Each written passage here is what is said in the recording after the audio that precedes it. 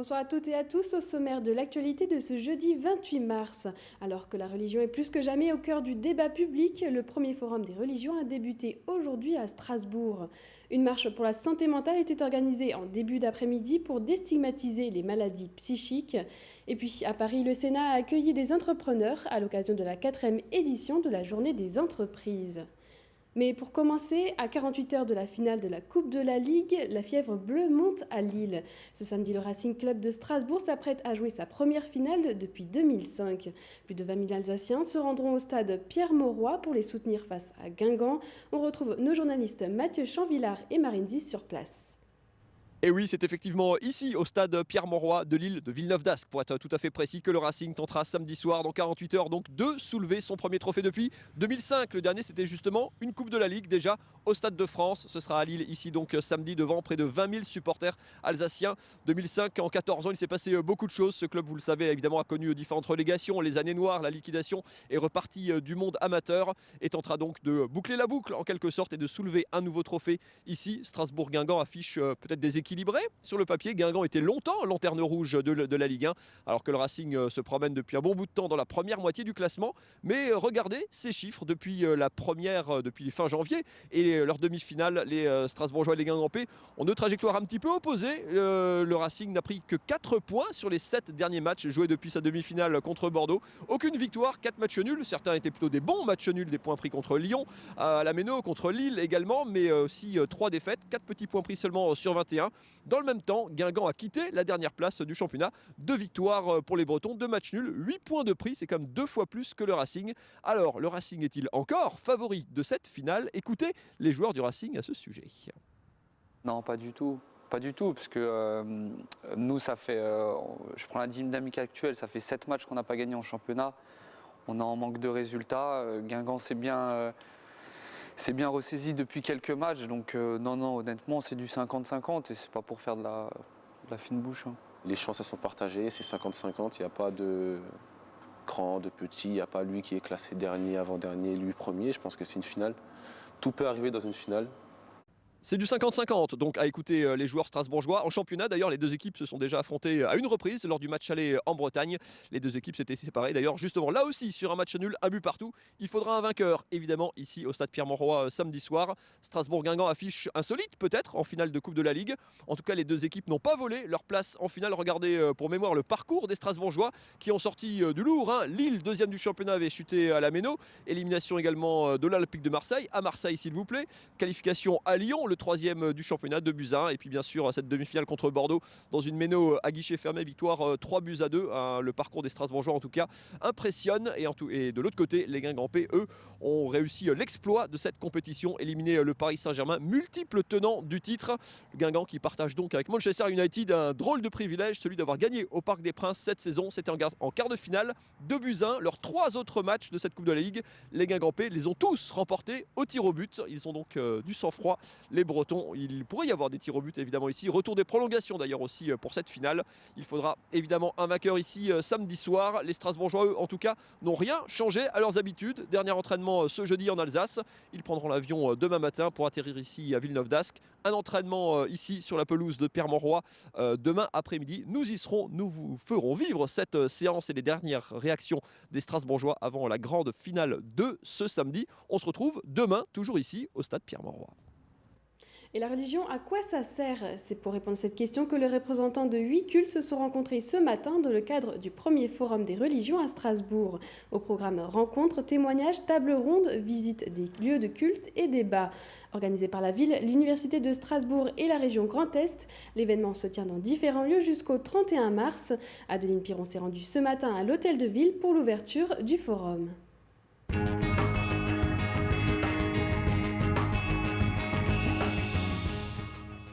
Le drapeau tricolore à côté du mot religion, ça fait souvent grincer des dents.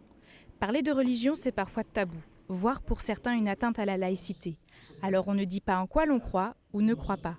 Mais en Alsace, c'est différent. La ville de Strasbourg, la religion et l'université de Strasbourg organisent un forum des religions, une première en France.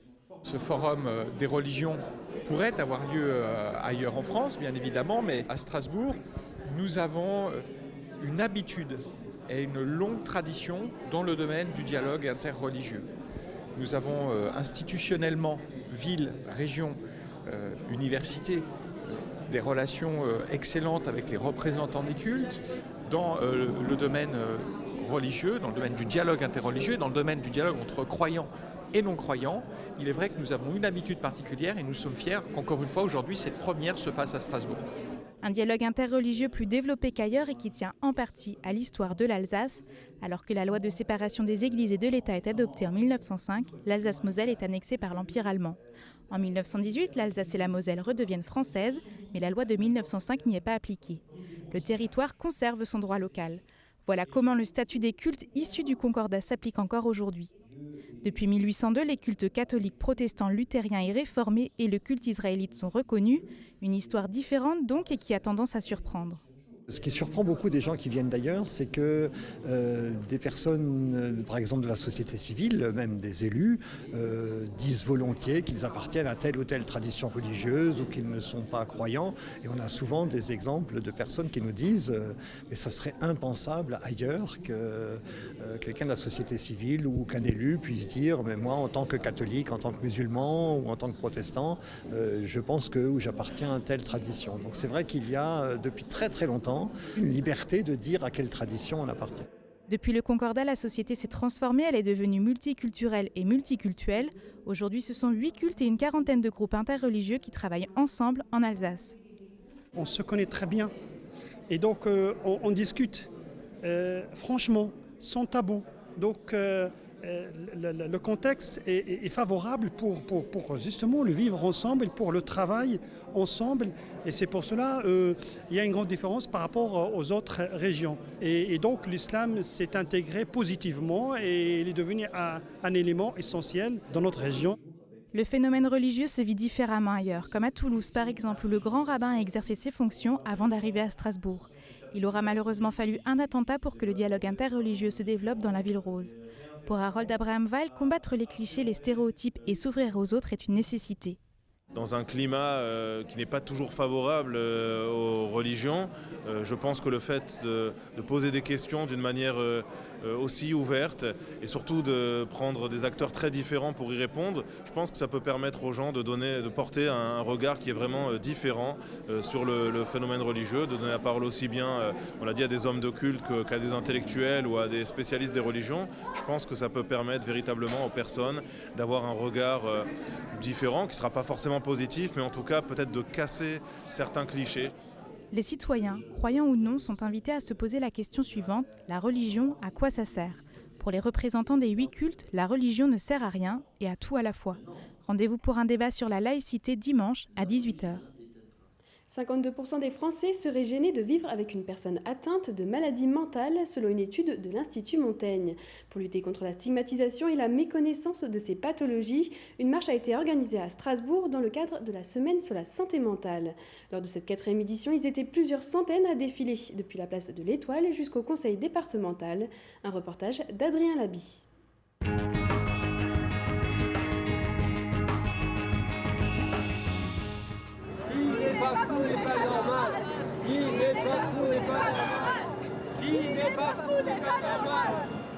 Si tu as un grain de folie, tape dans tes mains.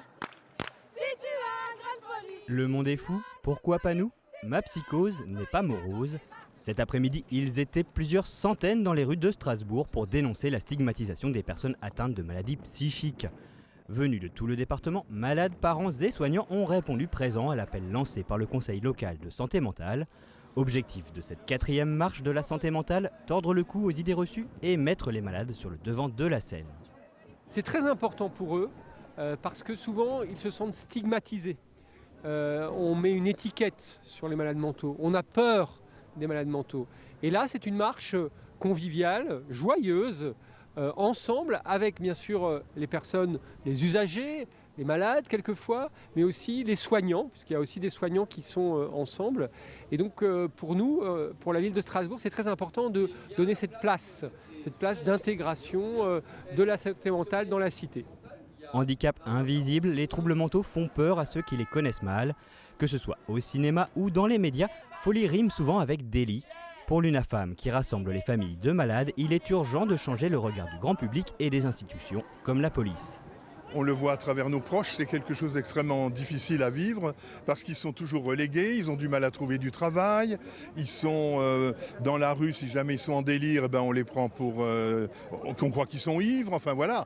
Il y a tout un tas d'images qui sont négatives et défavorables. C'est pour ça qu'il faut qu'on forme la police et on est en train de le faire en tant qu'UNIFAM, la gendarmerie, la police, les magistrats eux-mêmes, puisque souvent ils sont aussi incarcérés alors qu'ils ne sont pas délinquants. Voilà, il y a un tas de choses de cet ordre-là qui font qu'on se bat pour qu'ils soient reconnus citoyens comme les autres.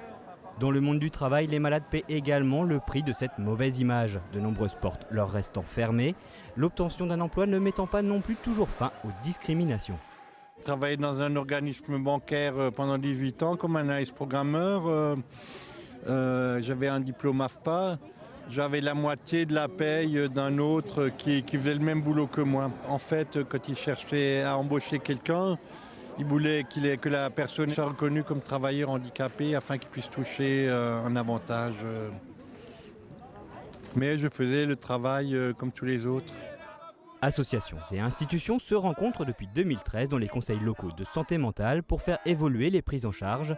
Le plus dur reste encore à faire, changer les mentalités. Mais aujourd'hui, à Strasbourg, tous se déclaraient prêts à relever le défi. Direction Paris maintenant. Au Palais du Luxembourg, des sénateurs ont rencontré 150 entrepreneurs pour la 4e édition de la Journée de l'entreprise. Organisée à l'initiative de la délégation sénatoriale aux entreprises, cette rencontre a pour objet de valoriser l'entrepreneuriat et d'encourager son développement. 2 sénateurs alsaciens ont participé à des tables rondes. Nora Boirewa.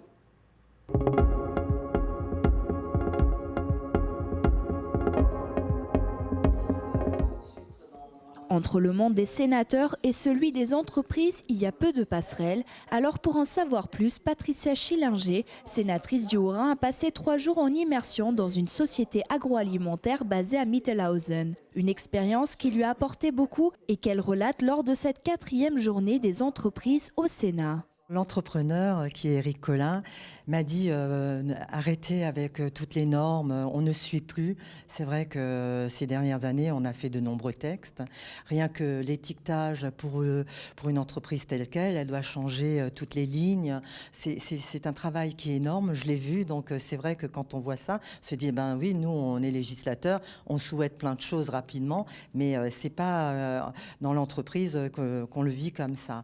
Les relations entre sénateurs et entreprises se jouent aussi d'un point de vue législatif. La délégation sénatoriale aux entreprises dont fait partie le sénateur haut-rhinois René Danesi travaille sur la surtransposition des lois, à savoir les lois françaises et européennes coexistent et entraînent un surplus de normes. Les entreprises françaises, de surtransposition en surtransposition, de contraintes supplémentaires en contraintes supplémentaires, ont des coûts de production plus élevés que leurs concurrentes européennes.